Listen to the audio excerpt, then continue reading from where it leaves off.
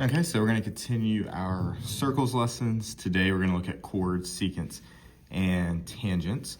So the first one that we're going to look at is intersecting chords. So chords are bounded by lines that touch at exactly 2 points of the circle. So for example, A and B right here hit here with C and D going here. Now up above this we have a formula. So if we take a look at this formula right here, we have A times B. So here's A, here's B. These are obviously on the same chord, so you just multiply those two together and it equals C times D. So obviously these two as well are on the same chord. So pretty simple. You just multiply the ones that are on the same chord with each other, and that's the relationship where they equal each other. So let's take a look at number one over here. So I have I have chords over here. So I have 21 and 10 that are on the same. So I'm going to multiply these two together right here. And then it equals my other chord of 14x. So from here, I'm just going to simply solve down for x to get to my answer. So I got 14x is equal to 210. So we'll divide this in our calculator to get 15. So x is equal to 15 right here. So pretty simple. So with each of these, I'm gonna go through and just solve the one next to it. And then we'll come back and do these separate. These have expressions, so they'll be a little bit more involved. But that's your first one, pretty simple. Next one we have is intersecting secants. So secants intersect the circle at exactly 2 points as well. Difference is that one of these goes through the points, but they meet outside of the circle. So where they meet up here at this point here, these two secants go through the circle twice, meet up outside. So the relationship that we have with these, A, which is what's on the outside, times A plus B, is equal to C, which is on the outside, and then C plus D. Now, if you notice, these are the entire secant. So AB right here, this is that entire secant. We'll put whole secant line right here. And then same thing here for CD. This is the whole secant line. So this is where we got to be careful. If we get too close to a relationship, we think we just got to multiply. We do multiply, but we got to make sure that we get the entire length. So what that looks like here in number one, let's start with our 4 and 6. So I got 4 on the outside. So the 4 is going to be by itself outside of the parentheses, and then I got 4 plus 6. Obviously, if we look at this, we can see that this is going to be 10, but just to show you where all these numbers come from. And I got x out here, and then so this equals x, and then parentheses, x plus 3, as that represents this entire thing. So we're gonna go and solve here. So if I simplify here, I know that's 10 times 4 is 40 is equal to x squared plus 3x. Now when I look at this problem, as opposed to just having 1x, I got 2 and I got an x squared. So hopefully we know what to do, and this is something that you're gonna have to do on the test. And for this lesson, we are going to factor. So I need to move the 40 to the other side. X squared plus 3x minus 40 equals 0. So I'm gonna do my factor tree over here. So I got negative 40, I got 3. So I need factors that work here, which is going to be 8 and negative 5. So we got x plus 8, x minus 5 equals 0. Just like what we did at the beginning of the year, I got negative 8 and I got 5. So I need the ones that work. This negative 8 does not work because negative 8 cannot be a side length. So the only one that ends up working in this case is the 5. So x equals 5 here.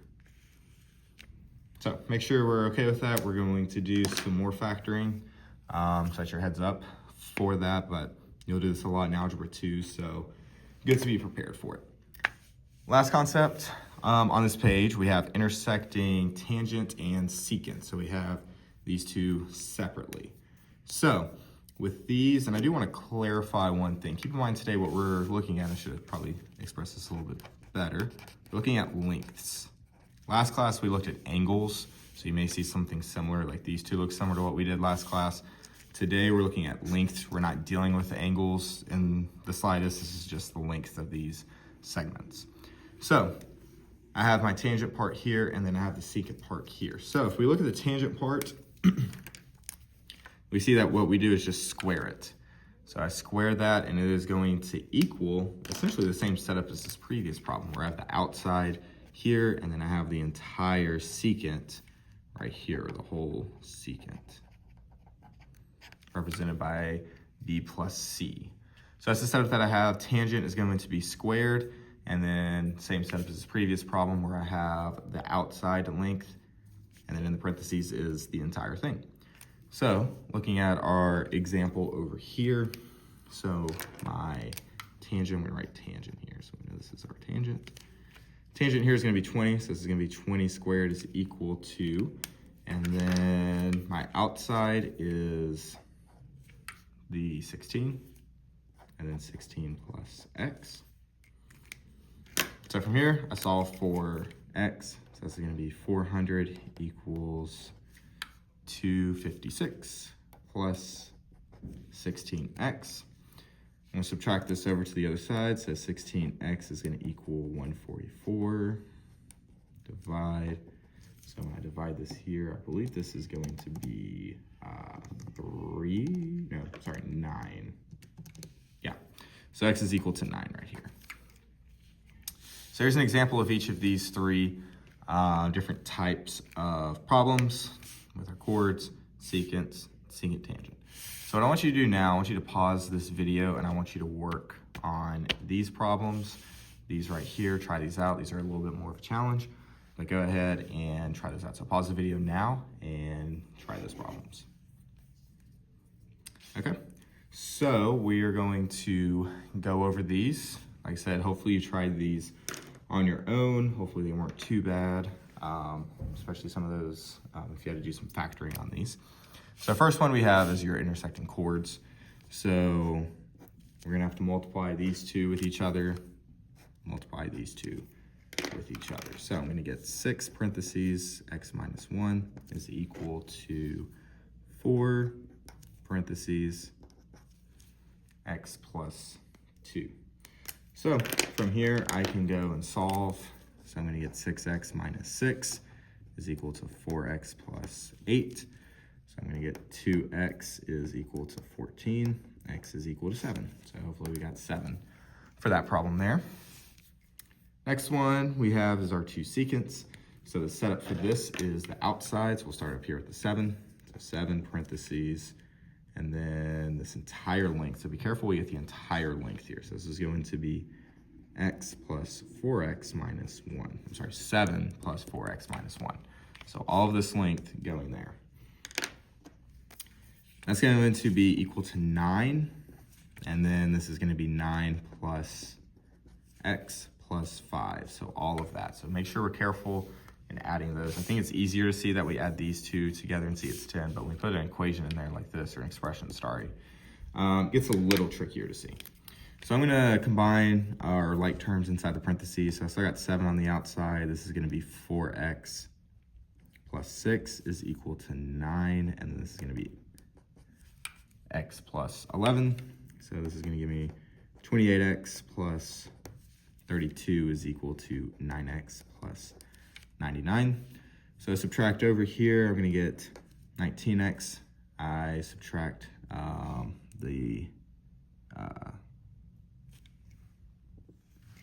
then I subtract the 42 over, so that's gonna give me 57. Divide here, x is going to equal 3. So I should get x equals 3 on this one. And then the very last one here, number 2. So the way that this is set up, your tangent on the outside, we are going to square that. And then I have the outside of the x minus 5, and then inside of this is going to be x minus 5 plus 15. So a lot going to go on this problem. So let's start with this x plus 1 squared. So a little thing over here. So remember, this is x plus 1 times x plus 1. So this isn't just x squared plus 1 is our final answer. We have to FOIL. Hopefully remember that. So I'm going to get x squared, x times x. X times 1 is x, 1x, and then I have another 1x, and then I have a 1. So this is going to be x squared plus 2x plus 1. So we're going to write that in here. Let's simplify over here to get x plus 10. So can't really do anything over here on the left side, but on the right side, I can FOIL again. So this is going to be x squared plus 2x plus 1 is equal to x squared. And then I'm going to do FOIL, so 10x minus 5x, 5 times x, minus 50. So we're going to simplify on this side really quick. X squared plus 2x plus 1 is equal to x squared plus 5x minus 50. Now you're probably thinking, wow, this is a lot going on in this problem, pretty difficult. This seems like a lot of factoring. Sometimes things can be look very messy, but in reality, it is actually an extremely easy problem because I should see there's x squareds on both sides, which means they're just gonna cancel each other out. So what I'm really left with is 2x plus 1 is equal to 5x minus 50. And that's pretty easy to solve, especially given what we were looking at beforehand. So I'm going to subtract the 2x over to get the 3x, add the 50 over to get 31. So x in this case is equal to 17. Now, if I read carefully here with this problem, this is a lovely problem. I need the secant line, so I need to figure out what that is going to be. So my secant line is going to be all of this right here. So 15 plus x minus 5. This is your secant line.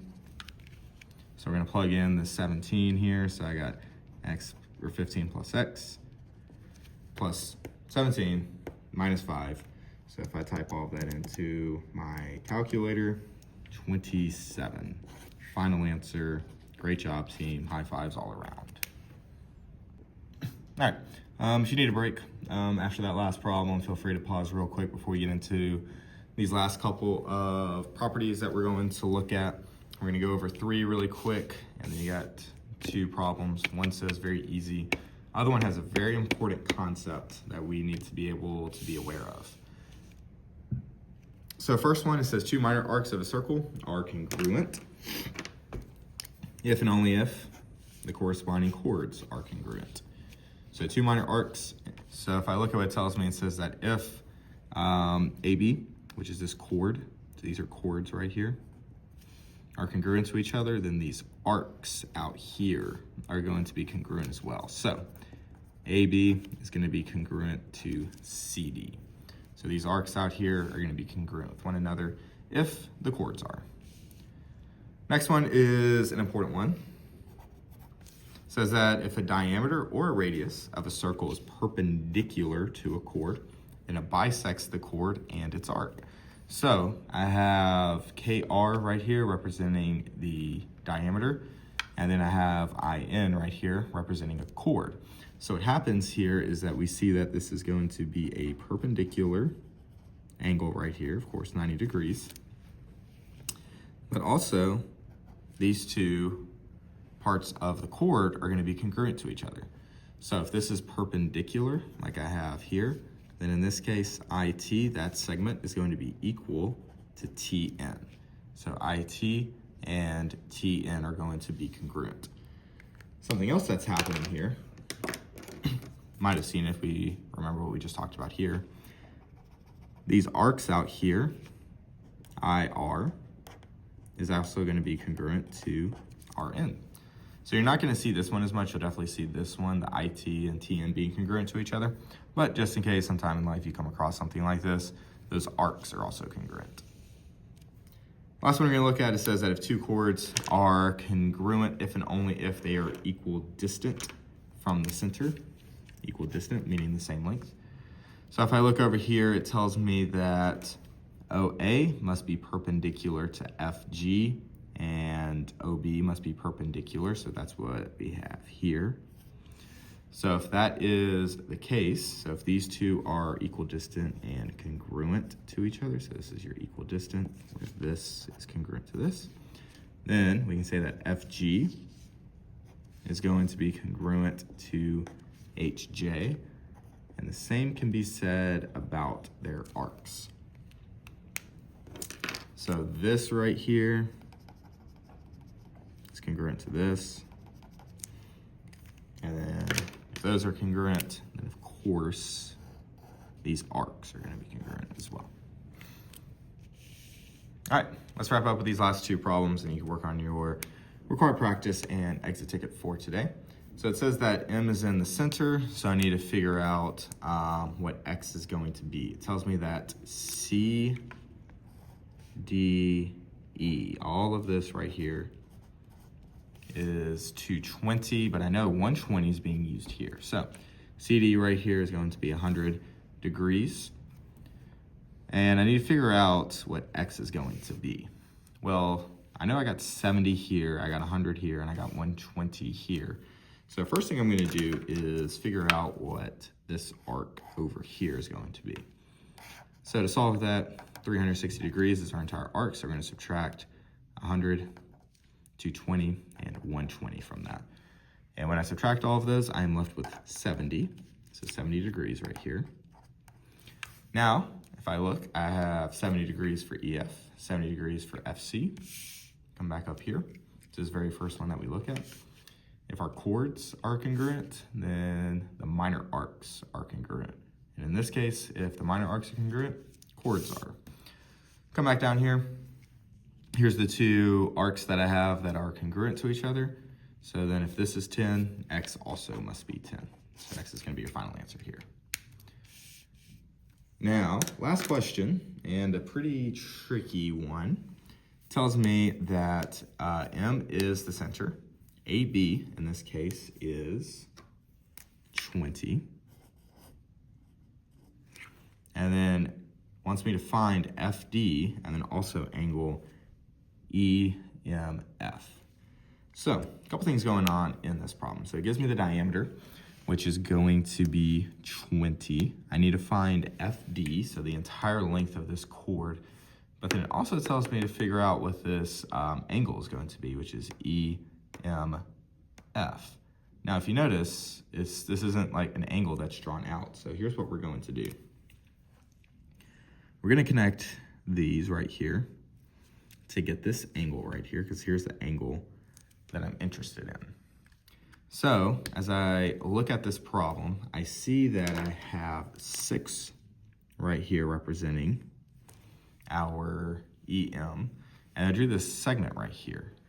This segment, if I look at what I just drew, FM is a radius, because it's from the center of M to a point on the circle of F. I know the diameter right here is 20, so the radius must equal 10. So this right here is 10. So I'm going to redraw this triangle over here. I got a little bit more room. So we're going to draw a big, nice, right triangle here. So imagine this getting flipped over here. 6. 10 right here is going to represent the hypotenuse. I need to know what this side is first. We can go and do our favorite thing in the world, which is Pythagorean theorem. Or what I can look at here is that I have a 6, 10, so this right here has to be 8. We need to do the math on that really quickly. I got Pythag, so this is 36 plus x squared equals 100. You subtract that 36 over to get 64. X is equal to 8. So that means that I got 8 here. So if FE right here is 8, ED is also 8. So for FD right here, that is going to equal 16 units. And then the last part of this problem, it wants me to find the angle M. So when I flip this over right here, M is right here. So here's M, E, F is out here. So when I look at this problem right here, we have to do something. We do not have a perfect or a isosceles right triangle. We can do 45, 45, 90. I don't know the angle, so I can't do a 30, 60, 90. So we have to do trig to figure out what this last part is going to be. Now, because I have all these sides, you get to pick whatever you would like to use in terms of your trig function, because here's the hypotenuse, here's the opposite side, here's the adjacent side. We got numbers for all of those, so it's your choice if you like sine, if you like cosine, if you like tangent, whichever one that you want to pick. For me, I am team cosine all the way. So for cosine, if we remember, hopefully we do, that's going to be the adjacent, which is 6, over the hypotenuse. Now I need to do a inverse of this to get the angle. So we're gonna go and plug this into our calculator, make sure that we are on degree mode first off. So make sure we're on degree mode. And then yeah, we're gonna go through and do, for me, it's gonna be cosine. So you should get this angle to equal 53.13 degrees. So that takes care of this lesson. Big problem right here, I know, but really the big thing to see is this concept of drawing out this radius. So when you do your required practice, you'll see a couple problems like that. So that's all for the lesson. If you need to watch this again, look over the key, whatever it may be. Make sure that we do that we know what we're doing. I'll be back for a review day. So if there's any questions on this lesson or in general, we can get that taken care of on the reviews. So enjoy the rest of this lesson, and I will see y'all next class.